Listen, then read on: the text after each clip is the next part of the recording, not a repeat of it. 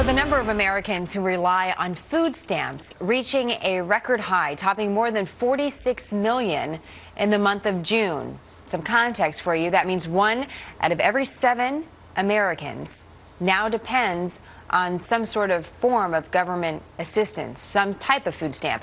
David Asman is with the Fox Business Network and is here to provide even more context about what does this really mean about where our economy is at? Well, that's a good question, because we're hearing, particularly from the Democrats, that things are getting better. If things are getting better, why are so many more people on food stamps? Just to put it in context, a little more context. I don't want to get lost in the numbers here.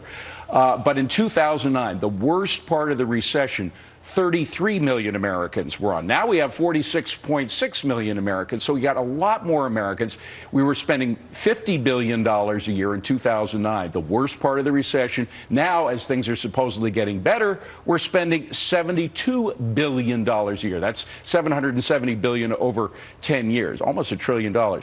So if things are getting better, usually when we're coming out of a recession, when things are improving, fewer people are on welfare, fewer people are on food stamps. People come off of food stamps. They don't go on food stamps. So why are we having so many more? If things are getting better, why are so many more people on food stamps? I think I have some answers, but go ahead. No, please. What are those answers? Well, first of all, we're advertising for food stamps. You know, advertising I've works. heard it on the New York City radio station. You hear the radio advertisements for food stamps. You see the television ads. We actually have quite a few different television What's interesting about some of those radio ads is that they make the point, you might have a job, the ads say you might have a home, but you still could be eligible for food stamps. That's the advertisement that's running in New York. And I wonder how this figures in, because we just had that $16 trillion debt line that we passed over. Right. We're paying for it, as you mentioned. Oh, we sure are. We're paying a lot for it. But the bottom line is, it used to be people, the government was anxious in getting people off the dole. It seems, I mean, if you look at the advertisements, and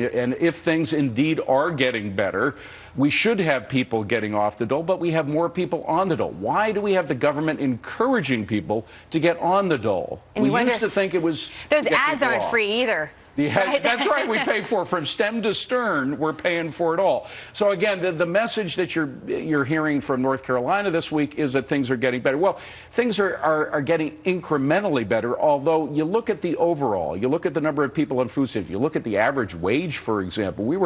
The average wage in 2007, of course, those were the top years, was about $47,000. The median wage, forgive me, the median. It's now much less than that. So a lot of our living standards are going down, and of course we are expecting to see unemployment numbers coming out on Friday. And just real quick on that, because we don't want to leave our fellow Americans out in the cold. I mean, that's been part of our policy in this country as well, and we hear that echoed at the Democratic National Convention. But we got a big jobs report on Friday that'll give us another sense of where the economy is. And why is that so important? Well, because July we had supposedly a good unemployment figure. We had 160,000 people, new people getting jobs, and now we're expected to have 120,000 people. This is not enough. Maybe it's better than nothing. It's better than losing jobs net.